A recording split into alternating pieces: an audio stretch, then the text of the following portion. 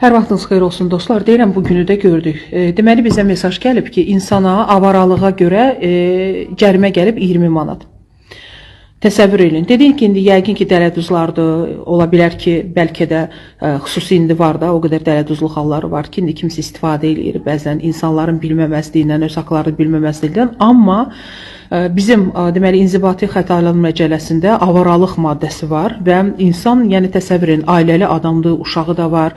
Rəsmən heç yerdə işdə deyil, amma hansısa sexdə çalışır və ona siz avaralığa görə, yəni indi mesajı siz ekranda görürsüz, 20 manat cərimə ödəməlisiniz.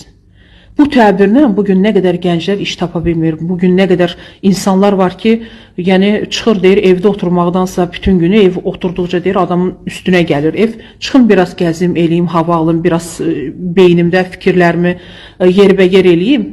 Düzdür, min fikir bir borcu ödəmir, bir krediti ödəmir.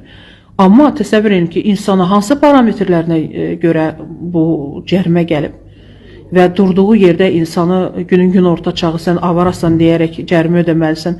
Adam onsuz da əgər bu avaradırsa, yaxşı, rəsmən tutaq ki, avaradır.